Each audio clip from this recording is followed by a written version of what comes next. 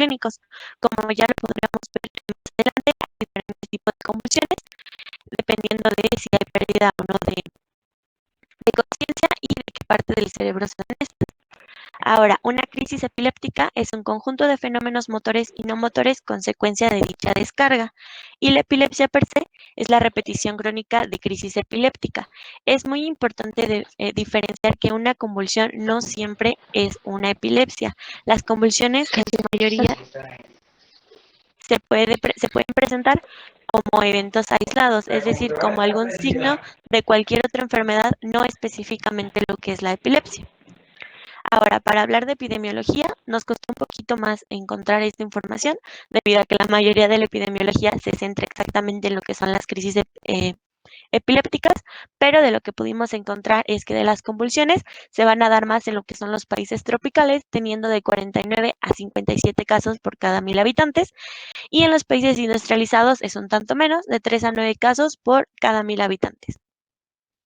De igual manera, como crisis aislada, una crisis convulsiva aislada, se dan más en países tropicales, pero también en los países tropicales hay más prevalencia de la epilepsia crónica. Ahora, en México, una crisis convulsiva se presenta de 10.8 a 20 casos por cada 1000 habitantes.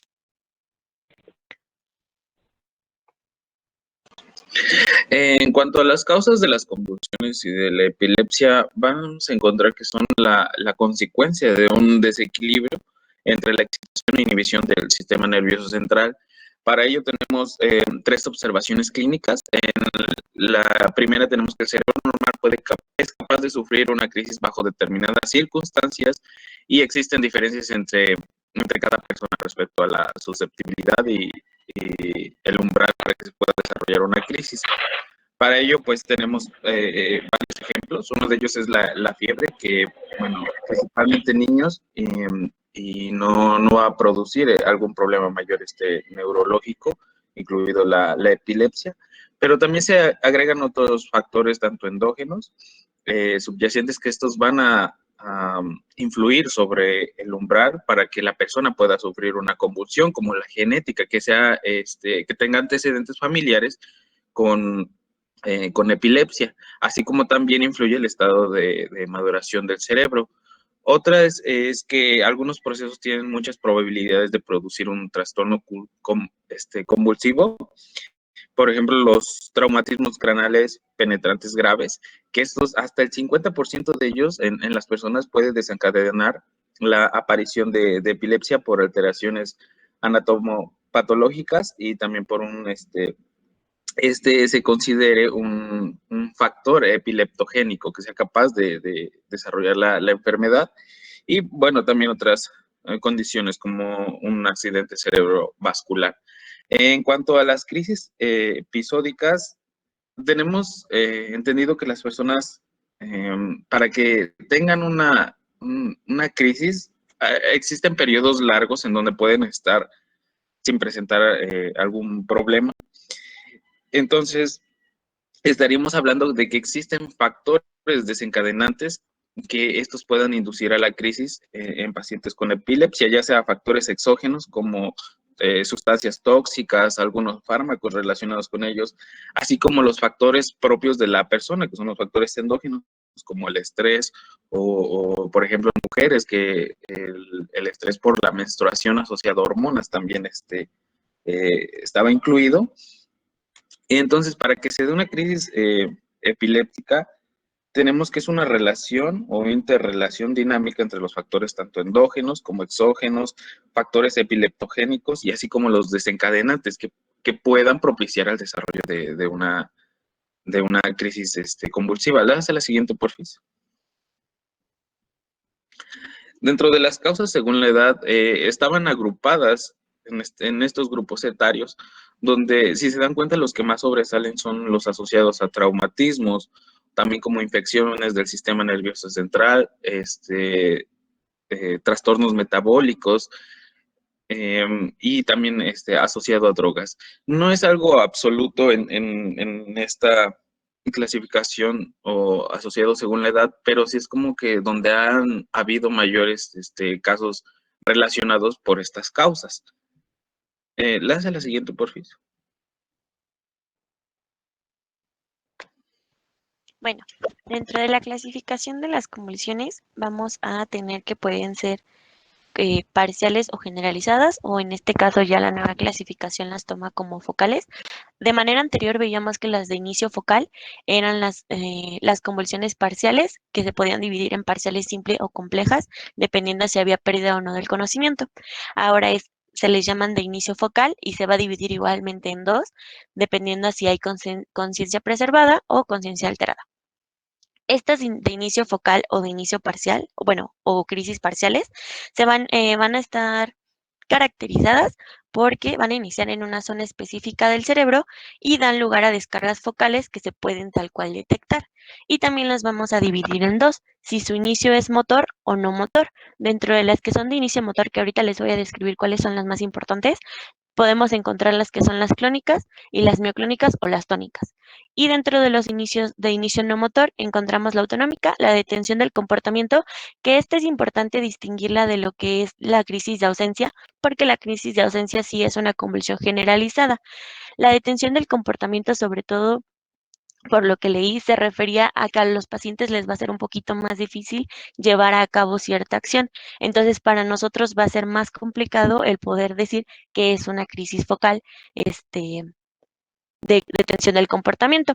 Otras de las importantes serían las emocionales, que son aquellos pacientes que nosotros vamos a ver que se empiezan a reír sin ningún motivo, y las sensoriales también. Había antes una clasificación que hablaba sobre las de inicio, bueno, de las que son crisis parciales, que van a continuar hacia una generalizada, pero ahora les vamos a llamar o las vamos a conocer como focal a bilateral, tónico-clónica.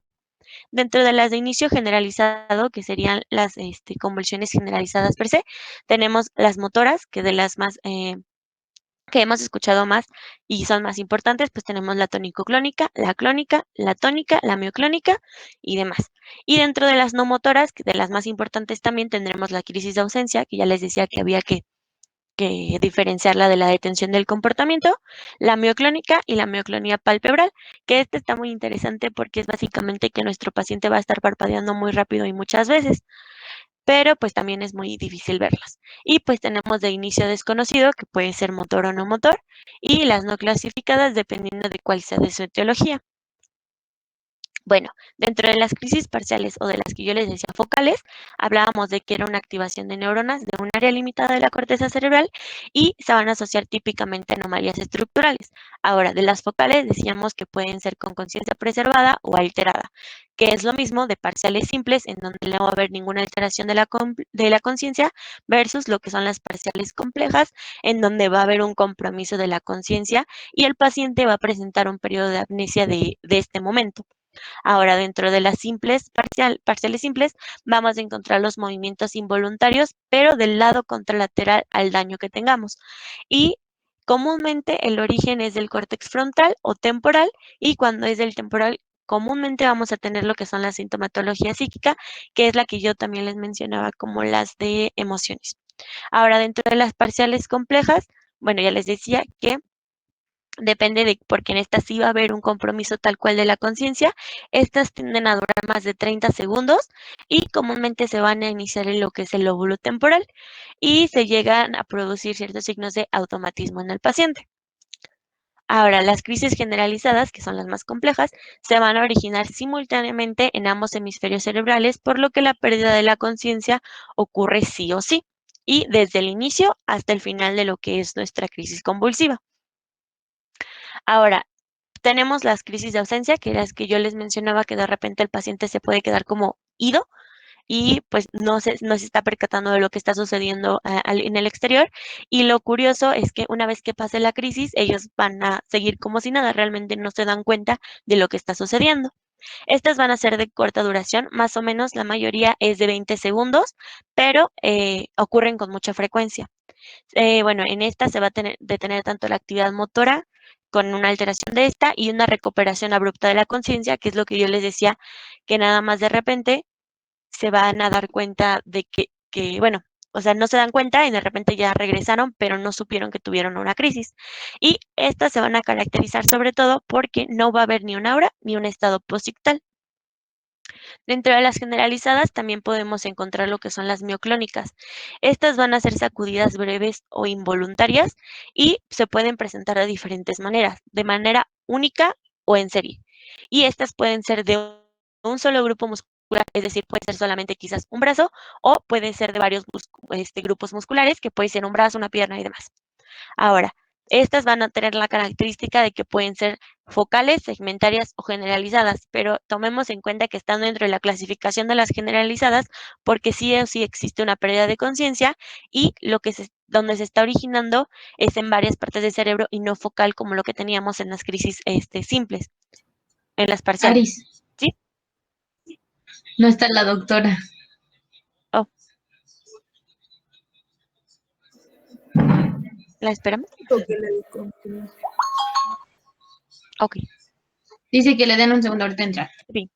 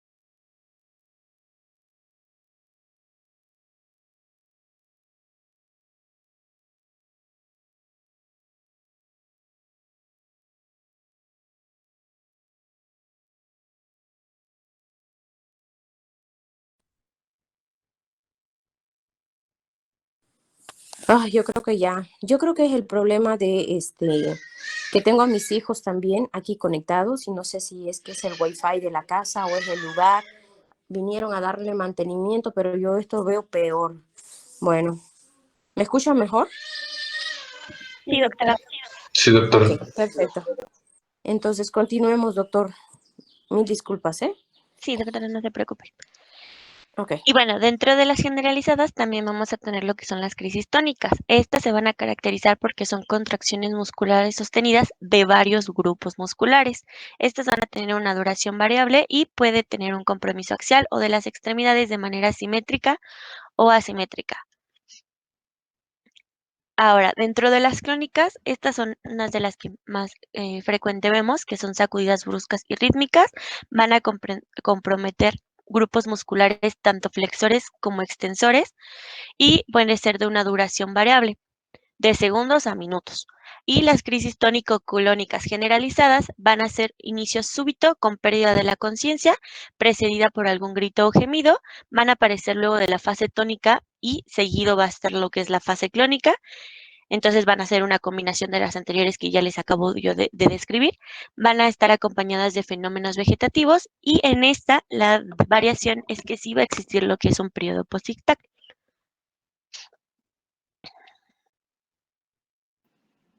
Ahora bien, en cuanto a su fisiopatología de manera en general, pues se tiene entendido que es una serie de despolarizaciones y repolarizaciones sucesivas que van a producir episodios súbitos de la actividad eléctrica organizada. Sí va a tener un curso rítmico, pero van a ser de manera sincrónica. No nada más de una sola neurona va a, digamos, a propagar el estímulo a todas las neuronas, sino que son un grupo de neuronas que van a estar alteradas. Pero al decir alteradas, se están abarcando varios puntos, tanto en su membrana como en la conducción de los iones o la excitabilidad.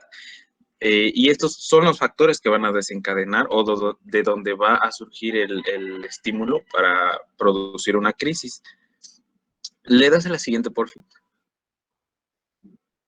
Ya se habían hablado de algunos factores que eran epileptogénicos o posiblemente capaces de generar una crisis, pero lo que realmente estaba alterado son varios puntos. Uno es que la excitabilidad neuronal se va a alterar su potencial de equilibrio, tanto también su velocidad de conducción, esto por los receptores ionotrópicos o metabotrópicos, que no solamente van a modificar el flujo iónico, sino que también la transmisión sináptica y la comunicación intercelular. En la parte de los receptores y neurotransmisores hay una mayor liberación de neurotransmisores excitables. La liberación presináptica de acetilcolina puede ser el desencadenante del fenómeno dieléctrico y también se puede sostener esta hiperexcitabilidad por el glutamato, que también a su vez se va a formar un complejo de calcio-calmodulina que va a incrementar la liberación de más neurotransmisores excitables y también una disminución del GABA.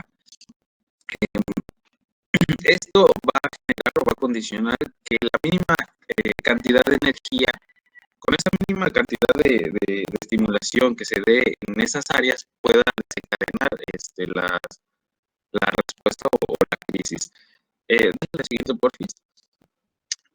La propagación del estímulo desde el foco epileptogénico van a emerger constantemente los brotes de descarga de potenciales propagados, disparados de manera rítmica y asincrónica, perdón por la letra, por células anormales como una función de marcapasos. Van a fungir como marcapasos desde el foco de donde está surgiendo todo problema y va a organizar sus propios circuitos.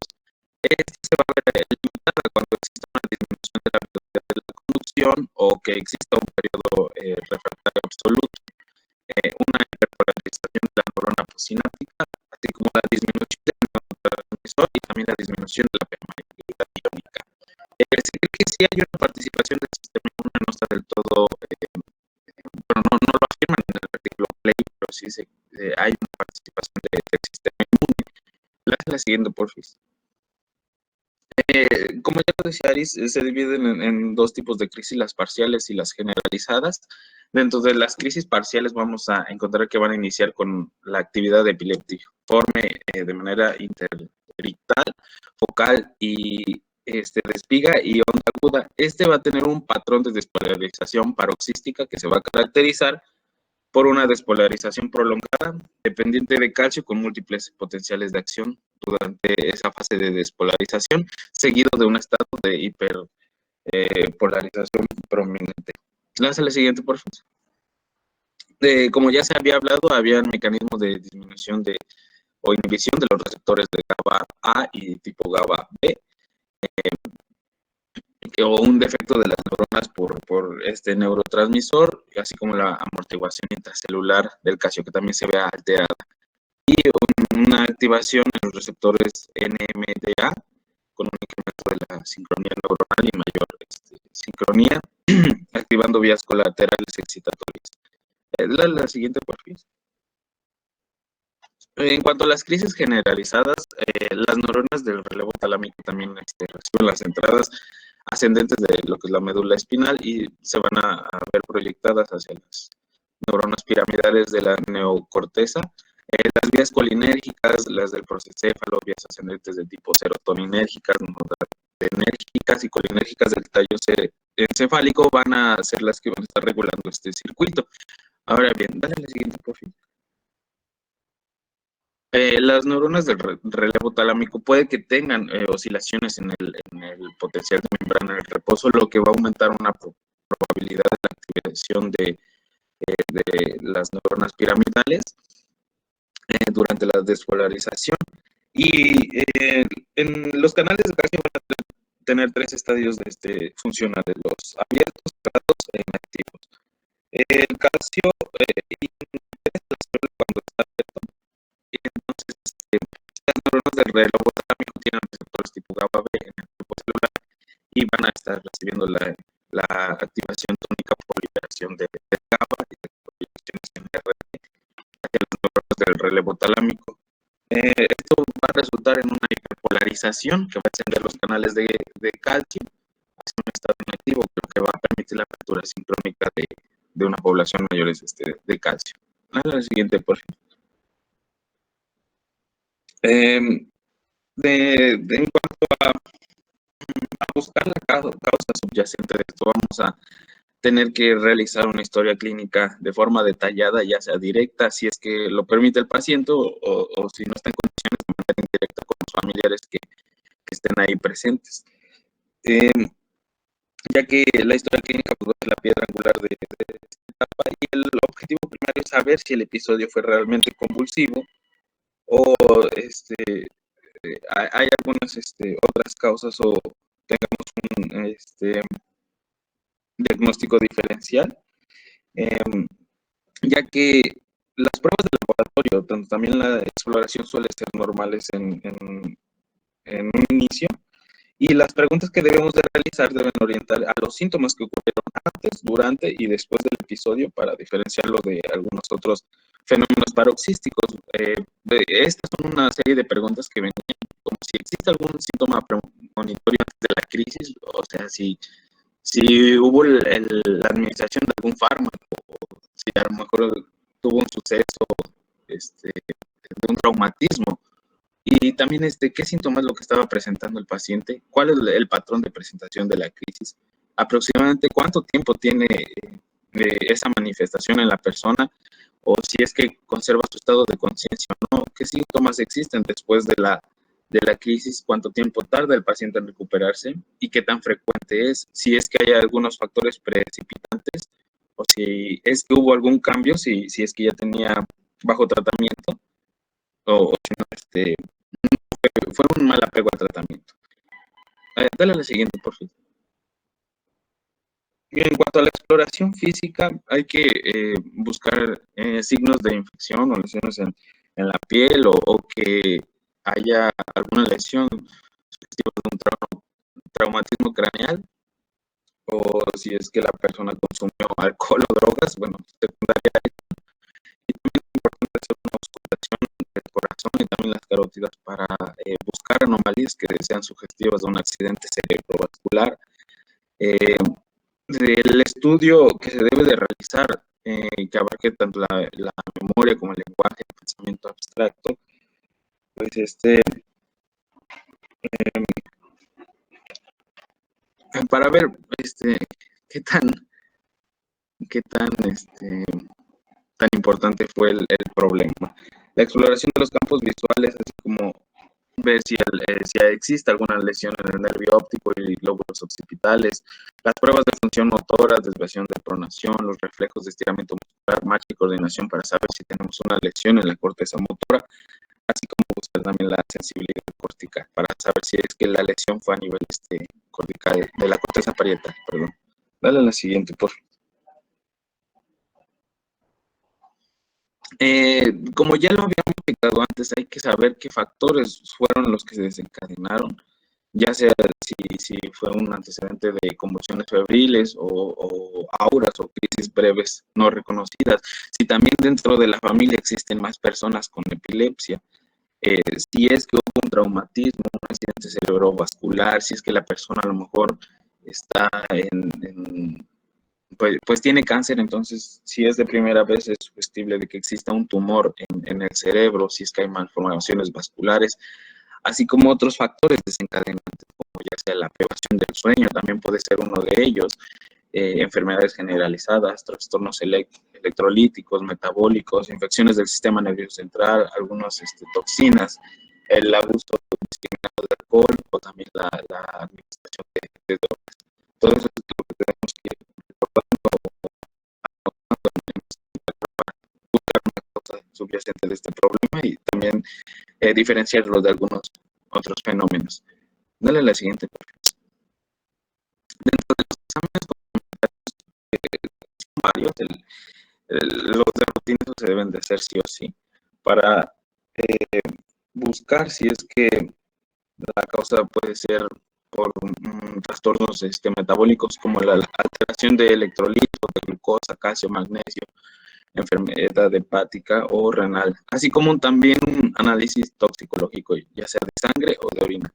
La punción lumbar solamente se va a indicar cuando tenga sospecha de infección del sistema nervioso central o una encefalitis también.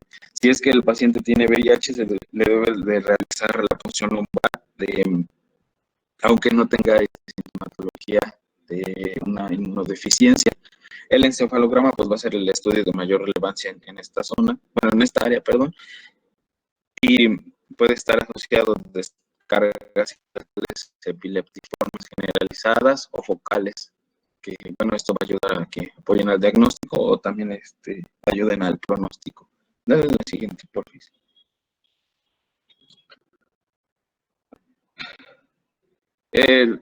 Venían dos imágenes, realmente no supe cómo interpretarlas, pero sí en sus descripciones marca, por ejemplo, bueno, ¿cómo es que se viera un encefalograma de un paciente con convulsiones? Si ven en la primera imagen, muestra una descarga paroxística de actividad epileptiforme, caracterizada por ondas agudas, y en la siguiente, dale la siguiente.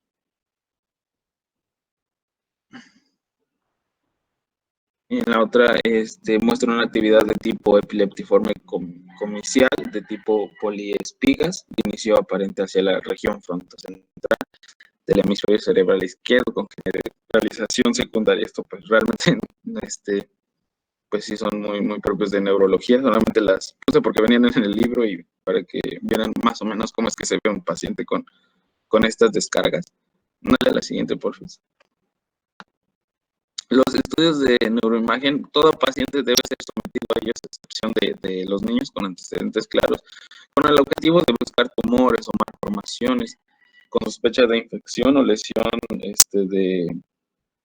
sistema nervioso central que, bueno, nos puede indicar muchas cosas. Y si es que sí está bajo algún problema de infección, la tomografía debe ser de manera urgente. Dos imágenes de ejemplo. La primera puede ser que hay una lesión en la región parietal temporal izquierda. En este caso estaba asociado a neoplasia. Y en la derecha es una malformación arteriovenosa en paciente con epilepsia secundaria refractaria. Dale a la siguiente, por favor. Para saber, bueno, decía que no era de manera rutinaria, pero que sí era importante hacerlo, es checar los niveles séricos de los fármacos antiepilépticos, principalmente, o bueno, si está bajo tratamiento con fenitoína o carbamazepina, ácido valproico, fenobarbital, para ver que realmente sean los necesarios para el paciente o que si tiene un suficiente apego al tratamiento.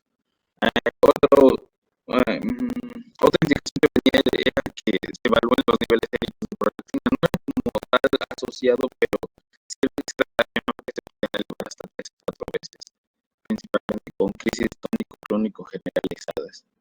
Dale la siguiente, por favor.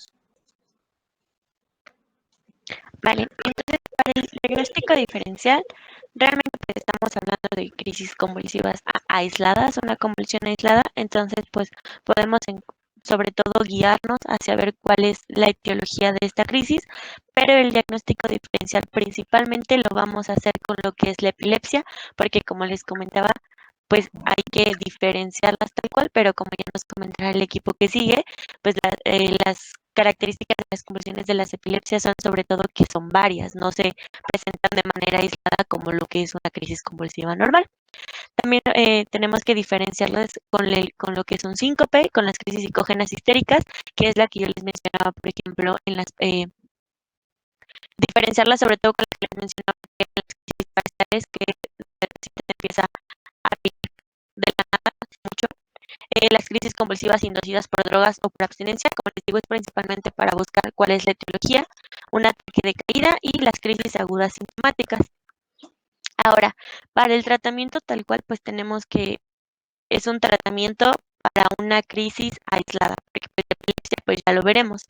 Ahora, si es de atención prehospitalaria, en el domicilio del paciente, los padres o alguien de algún familiar puede administrar lo que son 0.5 miligramos por kilogramo de diazepam por vía rectal, sobre todo cuando estamos hablando de que son crisis que se presentan de manera constante.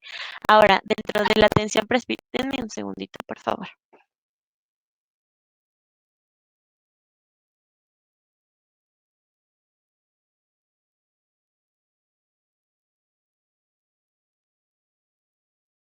Listo.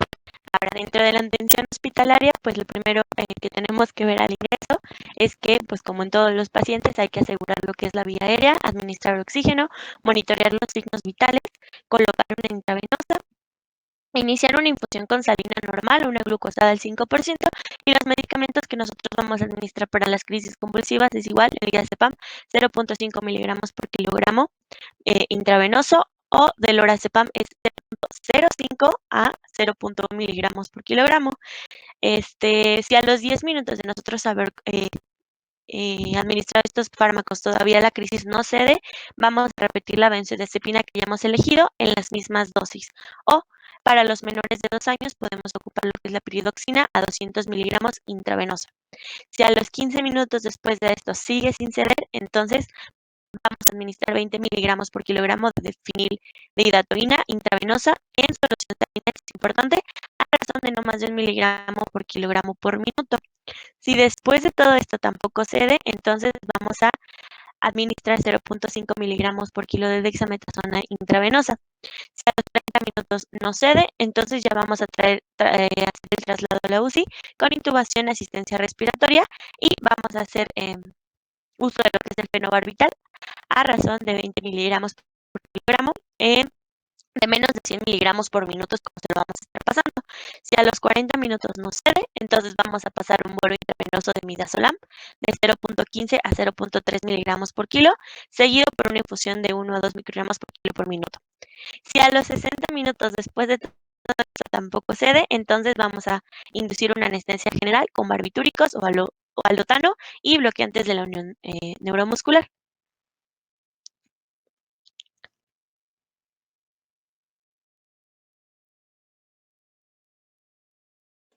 En cuanto al pronóstico, es variable y dependiente también de cada persona y la condición de la persona que se esté hablando.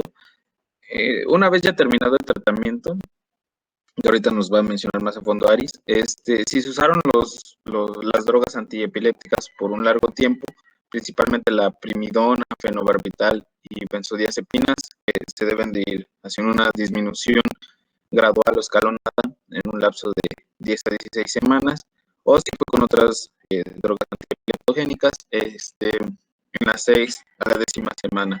Una vez concluido el tratamiento, que se fue haciendo la disminución gradual del tratamiento, alrededor de en un año van a estar teniendo el 75% las personas recaída, y en los 3 meses subsecuentes el 50% vuelve a repetir la recaída, perdón.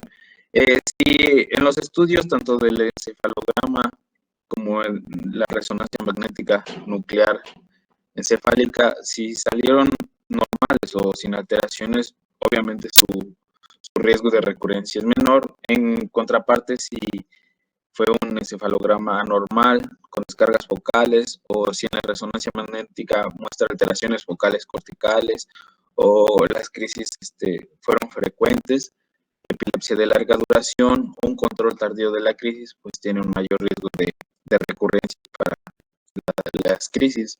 Gracias a la siguiente, por favor.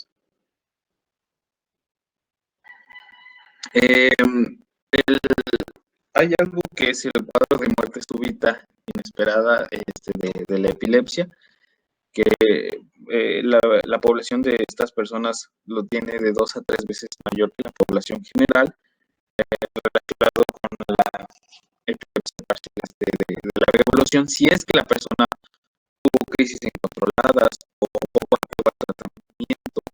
Esto va a estar aumentando la frecuencia de que mayor si es que se presentó una crisis generalizada tónico-clónica secundaria.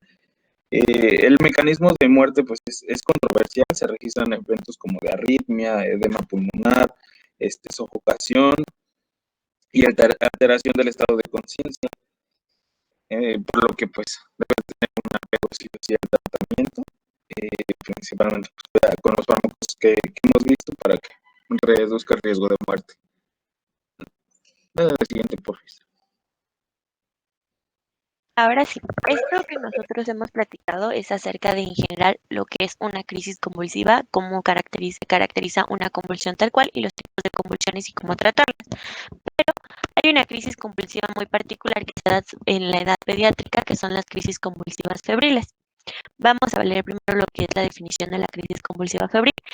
Es una convulsión asociada a una enfermedad febril en ausencia de una infección del sistema nervioso central o de un desequilibrio electrolítico en niños mayores de un mes de edad sin antecedentes de convulsiones febriles previas.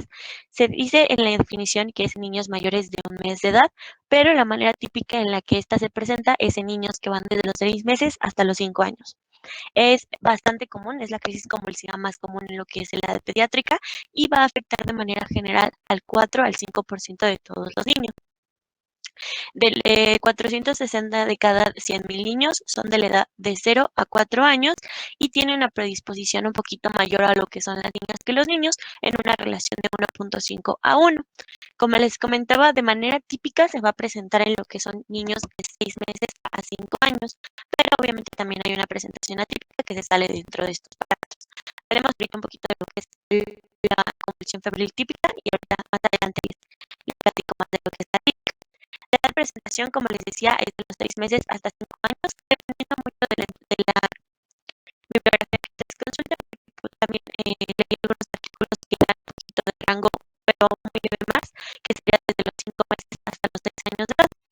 Entonces, como nos dice la definición, es muy importante buscar que no hay una enfermedad neurológica que nos contiene estas crisis convulsivas, así como tampoco debe de haber algún desequilibrio electrolítico que nos pueda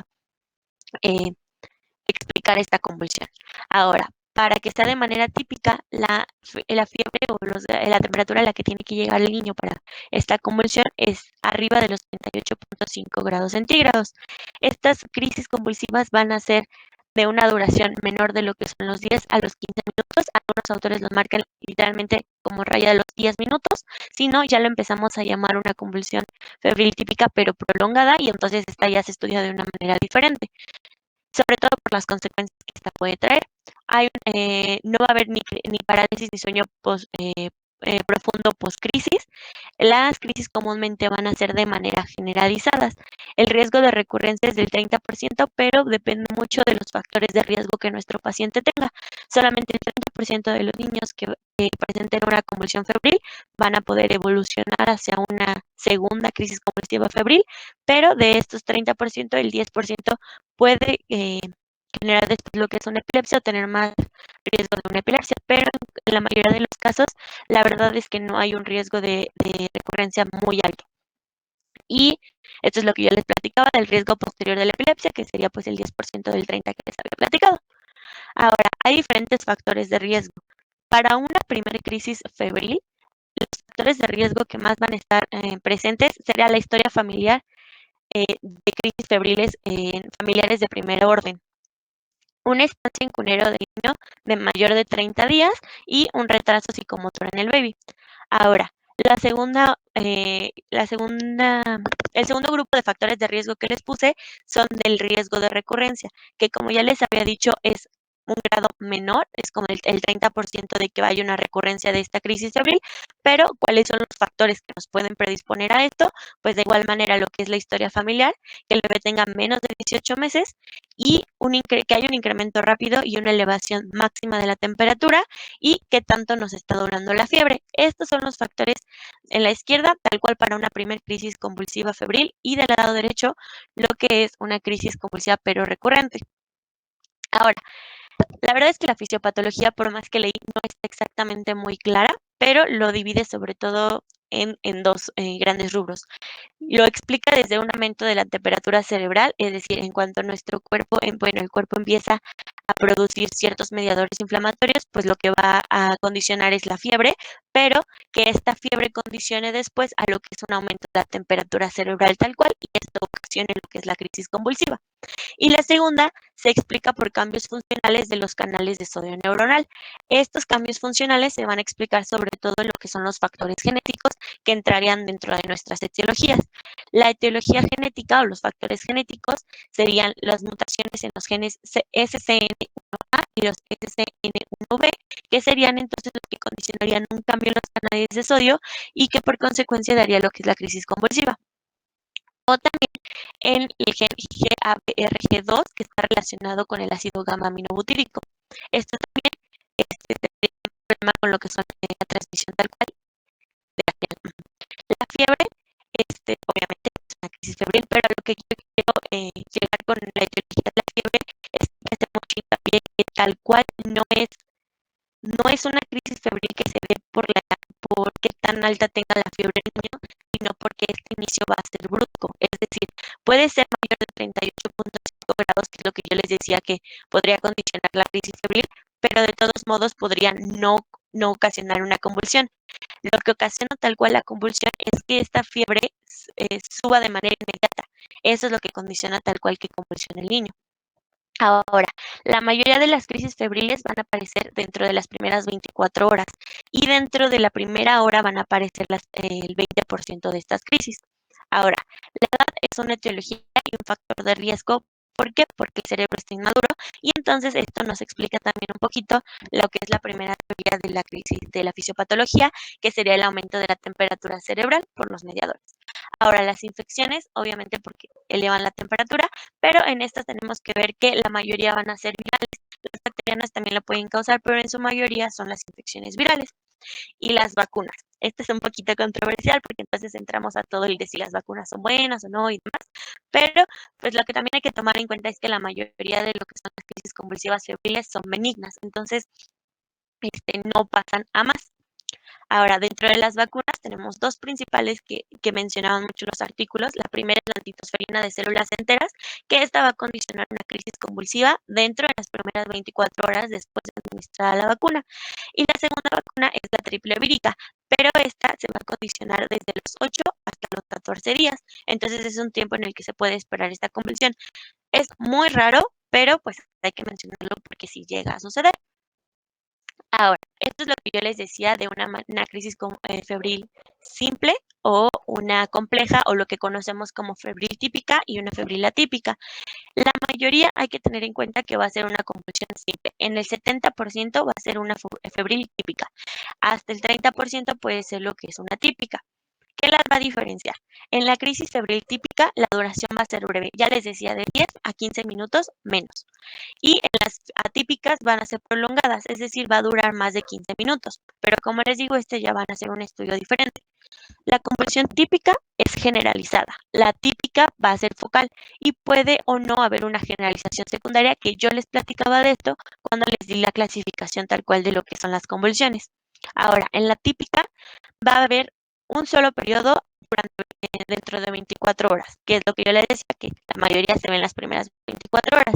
Y la típica puede ser varias crisis o puede ser después de este tiempo. De la típica no va a haber una infección intracraneal ni disturbio metabólico severo, que es lo que les decía. Lo primero hay que descartar que hay una infección tal cual del sistema nervioso central o algún desequilibrio electrolítico en el niño. Y en la típica no es desencadenada en un niño con insulto neurológico previo y tiene componentes focales imprecisos. Ahora, el diagnóstico de una crisis convulsiva febril es meramente clínico. La mayoría va a ser clínico y es con las características que yo ya les había mencionado, que la fiebre tiene que ser mayor de 38.5, que el niño tiene que tener una edad de entre 6 a 5 años, 6 a 5 años, que dure menos de 10 a 15 minutos y demás. Pero podemos encontrar lo que son los estudios complementarios que nos ayuden sobre todo a descartar que la etiología de esta crisis convulsiva febril sea diferente. La primera va a ser una función lumbar, pero esta solamente la vamos a llevar a cabo si nosotros estamos viendo a nuestro paciente signos meningios, meningitis. O cuando tenemos niños que tienen entre 6 y 12 meses y no conocemos cuál es su historial en su cartilla de vacunación, entonces también hay que llevarlo a cabo. Y cuando el paciente está bajo tratamiento antibiótico, para también descartarlo. Un electroencefalograma, que es lo que ya nos mencionaba un poquito Carlos, pues en realidad cuando es una crisis febril simple, es decir, con las características más comunes, no se va a pedir, pero cuando lleva a más de 15 minutos tenemos que pedirlo, sobre todo por aquel riesgo de que pueda convertirse a largo plazo o el riesgo sea mayor de que se vaya a lo que es una crisis epiléptica o epilepsia tal cual. Y el diagnóstico por medio de neuroimagen no se hace de manera rutinaria, pero solamente se va a pedir una resonancia o una tomografía en aquellos niños que tengan macrocefalia o en donde nosotros veamos que el examen neurológico no es normal. Pero bueno, en general, el diagnóstico para la crisis convulsiva febril es totalmente clínico. Ahora, el tratamiento varía un poquito. En un paciente clínico tal cual que tengamos, va a ser el tratamiento de diazepam rectal, 5 miligramos en niños menores de 2 años o 10 miligramos en niños mayores de 2 años. Si con esto la crisis no cede, entonces vamos a mandar por intravenosa 0.2 a 0.5 miligramos por kilo. Si de todos modos no cede, entonces vamos a utilizar el clorhidrato tricloral al 2% en un enema en una dosis de 4 a 5 centímetros cúbicos por kilogramo. Ahora, el tratamiento continuo de lo que serían las crisis febriles son sobre todo en aquellas que no están bien controladas y vamos a utilizar lo que es el ácido valproico a una dosis de 30 a 40 miligramos al día, repartido en 2 tomas y sobre todo es importante que sea en el desayuno y en la cena. Hay que tomar en cuenta que los salicilatos tienen una gran interacción con lo que es el valproato, entonces hay que ver qué es lo que está ya tomando el niño. Y el fenobarbital se utiliza también, pero ya como también en las crisis convulsivas anteriores que yo les mencioné como última elección, van a encontrar muchísimos, es que yo encontré varios artículos que te decían que el fenobarbital tal cual es el de primera elección, pero no, es que se contradicen demasiado, pero me quedé con que es de los últimos. Pero entonces el fenobarbital lo pasaríamos a 3 a 5 miligramos por kilo día, repartido igual en 1 o 2 tomas. Este es un algoritmo de cómo trataríamos a nosotros al paciente, pero es básicamente lo que les acabo de mencionar. Y va a depender de cómo lo tratemos, de si es una crisis en evolución o ya pasó la crisis y nos la están trayendo de urgencia porque los papis se asustaron. Si es una crisis convulsiva en evolución, bueno, entonces vamos a controlar con benzodiazepina con las dosis que yo ya les había dicho, sobre todo al inicio, o intravenosa. Si se controló la crisis, bueno, vamos a tener una evaluación cuidadosa del niño para ver qué es lo que nos está ocasionando esto, o tal cual sí cumple con los requisitos de que sea una crisis convulsiva febril. Y entonces vamos a checar el estado de alerta, si está alterado o algunos signos neurológicos, para poder hacer o no exámenes complementarios, una punción lumbar y estudios de extensión, que yo ya les mencionaba con qué características tiene que tener el niño para que nosotros podamos hacer estos. Y si el paciente está recuperado y en estado de alerta normal, bueno, entonces hay que identificar el foco infeccioso, control térmico por medios físicos y el tratamiento tal cual del cuadro infeccioso, y se va de alta a domicilio. Si la prolongación del evento después de que nosotros ya dimos un tratamiento sigue por más de 5 minutos, entonces vamos a tratarlo como un estado epiléptico, ya sea con fenitoína, levetiracetam intravenoso o ácido valproico. Y pues ya entraremos en los estudios de extensión que ya les mencioné, que nos van a mencionar sobre todo ahorita que veamos la crisis epiléptica. Y si llegan con nosotros y la crisis convulsiva tal cual ya pasó hace unos minutos o una hora, bueno, vamos a hacer una evaluación clínica del paciente, sobre todo viendo cuál es la etiología que nos ocasionó esta crisis convulsiva febril.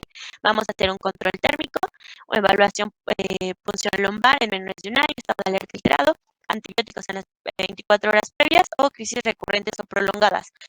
Estos son bueno, ya les había mencionado un poquito de cuáles serían como que las medidas en las que nosotros sí mandaríamos una punción lumbar, pero pues se las repito. Y la alta a domicilio con control térmico y tratamiento de cuadro infeccioso. Es muy importante decirles que, al menos por lo que yo leí, decía que no puede haber una profilaxis tal cual de estas crisis, porque aún con antipiréticos es muy probable que la crisis se vaya a dar. Y pues eso sería todo de nuestra parte. No sé si tengan alguna duda.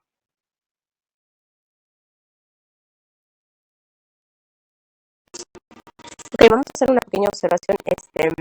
En las convulsiones ya los doctores lo explicaron, ¿verdad? Cómo se clasifica y generalmente cuando ocurra, siempre nosotros vamos a ser como muy objetivos, ¿de acuerdo? Si vemos que a la hora de nosotros hacer el diagnóstico, si vemos que es una convulsión en un lactante con fiebre, pues sabemos que es una convulsión febril, pero no tenemos nada más que quedar con la convulsión febril, tenemos que estudiar al chiquito, ¿verdad?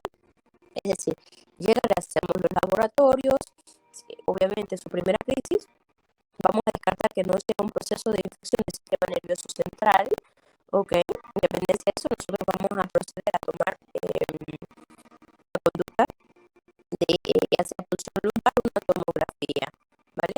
Entonces, el electroencefalograma generalmente sirve para como monitorizar, es decir, si a veces en un estudio, pues nosotros vamos a hacer pulsión o tomografía, ¿vale? Entonces, si ocurre en niños más grandes, de forma pasado los 5 años, tenemos que pensar en causas pulmonares o en causas infecciosas. Los traumatismos o las intoxicaciones también que pudieran dar cuadro de convulsiones. ¿De acuerdo? Déjeme ver.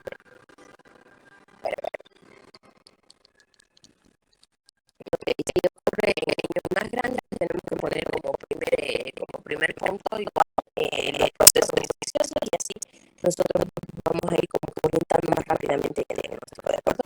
Pero entonces no es nada más la convulsión, hay antecedentes de cefalea, de vómitos y rigidez nucal, ¿verdad? Para los niños más grandes, es como un típico, más típico de un proceso de neuroinfección.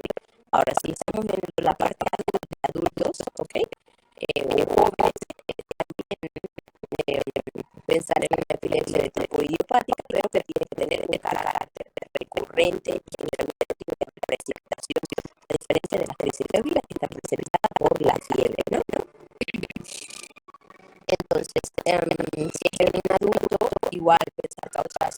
Primero, las idiopáticas, tener presente los tumores, tener presente las neuroinfecciones, y si es un paciente ya adulto con ahora sí que con factores de riesgo vascular, entonces podemos pensar en enfermedades cerebrovasculares, causas metabólicas que pueden hacerse presentes de manera frecuente en esa etapa. ¿Okay? Entonces, cuando la doctora mencionaba ahí como la clasificación de la crisis convulsiva, ahí las clasifican en otras literaturas, son como las simples y las complejas. Las simples van a ser aquellas que ocurren de las primeras 24 horas, por lo que realmente no se repite, son generalizadas y no dejan secuelas neurológicas. Las complejas van a ser aquellas que van a durar en medio de 30 minutos, porque van a dejar secuelas neurológicas y se repiten en el periodo de 24 horas. Con esta compleja nosotros tenemos que estudiar un poquito más a ese niño. ¿Ok? Ahora, lo mencionaba la doctora, cuando usted llega al niño con crisis convulsiva, está convulsionando, entonces nosotros íbamos a utilizar la primera línea, la familia de la benzodiazepina. Puede ser de diazepam, puede ser de diazepam, diazepam. ¿Ok?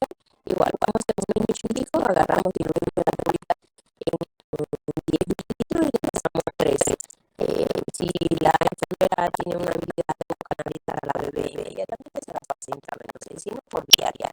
De acuerdo, eso lo podemos hacer hasta 3 dosis en caso de que no se tenga la crisis convulsiva. En el adulto también se utiliza, ¿de acuerdo? Pero en esa dosis a él le podemos poner en bolo directamente en caso de que venga con crisis convulsiva. También se utiliza la DPH, que es lo que más tenemos en urgencias, ¿de acuerdo? ¿Cómo utilizamos la difenidral o el fenitonino?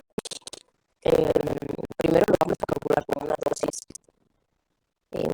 de ataque a 20 miligramos, después le vamos a dejar una dosis de mantenimiento de 18 miligramos por dosis de este paciente, ¿ok? Que horario cada 8 horas. La otra se la preparamos y se la pasamos a 20 miligramos y le dejamos con su infusión o horario, ¿ok? Entonces, los medidas son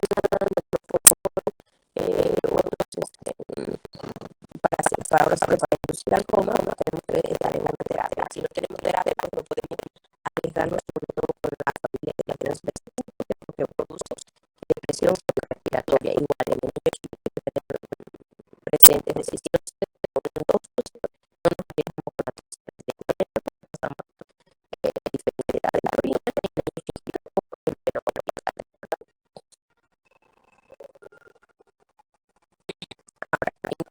con esa es la que este tipo de crisis se presentan solamente en el caso de fiebre. Y esas no llevan tratamiento, es decir, solamente va a ser un tratamiento sintomático encaminado a disminuir la fiebre, a tratar de que no se lleguen a temperaturas altas, inmediatamente empieza la medidas antitérmicas. ¿Cuáles son las medidas antitérmicas? Mencionaba la doctora, bañito con agua tibia, compresitas con agüita fresca, ¿ok? Darle paracetamol y bueno, obviamente si es un proceso infeccioso, pues tiene que llevar su antibiótico, o si es una cosa viral, pues no lleva tratamiento, hay que controlar el alza térmica. Ahora, hay otro tratamiento por para los pacientes con riesgo. ¿Cuáles van a ser los niños con riesgo? Niños inmunodeprimidos, antecedentes de infecciones a repetición, ¿okay? Ya sean respiratorias, ópticas o gastritis, que van a tener mayor predisposición a tener la crisis se repite por 24 horas. ¿Me están escuchando? Sí, doctora. Como papagayo y no me entiendo. Ok, entonces también podemos utilizar, en este caso con recurrencia, decía que la población riesgo de estos niños, podemos utilizar diazepam con horario, es decir, sabemos que viene de una comunidad indígena, sabemos que no tiene así que a los sistemas de salud va a ser un poquito distante, podemos orientar diazepam con dosis horario, que quiere decir que en esas primeras 24 horas nosotros le vamos a dar diazepam calculando a una dosis de 0,25 a 0,50 por kilo por dosis. Y también se le pudiera dejar el valproato, ¿de acuerdo?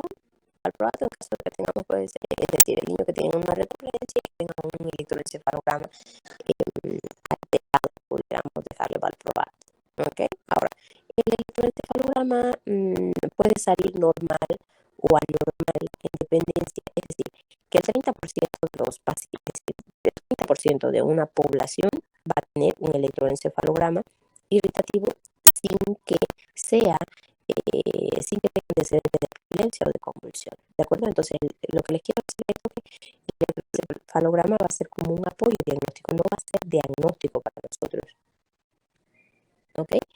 Entonces, es importante una historia clínica muy detallada, minuciosa. Tenemos que preguntar a los papás cómo inició la crisis, cuánto tiempo duró, si repitió, si dejó un estado confusional, es decir, que después de que terminó la crisis el niño quedó desorientado, si el niño quedó con cefalea, ¿ok? Y si la crisis remitió sola o tuvieron que poder administrarle medicamentos, ¿ok?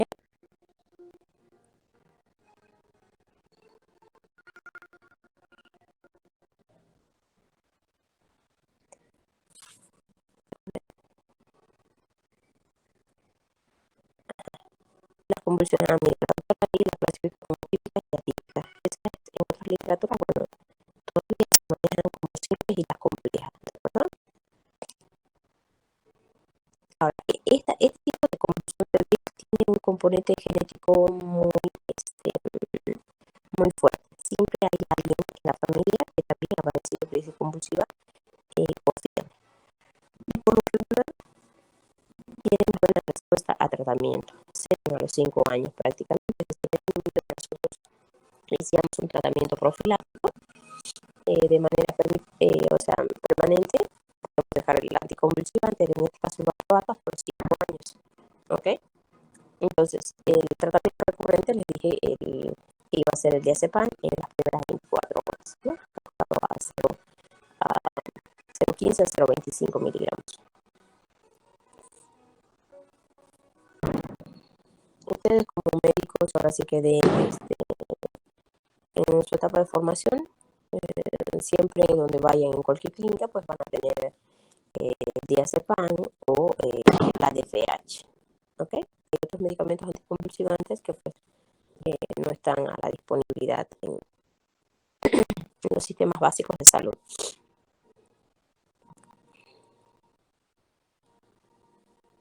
Muy bien. Entonces seguimos para el tema de las epilepsias. ¿Alguna duda con esto de las convulsiones febriles? Yo tenía una duda. ¿Cuánto tiempo nosotros que ya resolvimos de cierta manera o le dimos tratamiento al pequeño? ¿Cuánto tiempo sería el adecuado para mantenerlo en observación o vigilancia antes de darlo de alta? ¿A este niño? A mí me presenta una convulsión febril. Por lo regular se debe observar 24 horas. ¿Ok? Entonces ya nosotros en esas 24 horas nosotros hicimos todo lo necesario para descartar algún proceso ya sea de tipo metabólico, si son niñitos muy pequeñitos, o un proceso de tipo infeccioso. Teniendo todo eso, nosotros podemos ingresar al paciente con todas las recomendaciones. Importante la recomendación para los papás, ¿de acuerdo? Aquí lo más aparatoso es tener al papá en urgencias, no tanto al chiquito.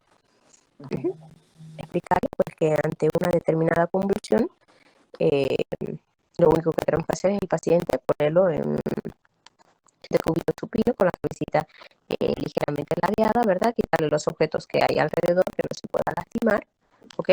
Y y hacerlo comprender de que no tiene que introducir objetos en la boca, ¿de acuerdo? Si le mete una cuchara, le va a partir los dientes. Si mete el dedo, probablemente se quede sin dedo familiar, ¿ok? Sí, de acuerdo. Muchas gracias.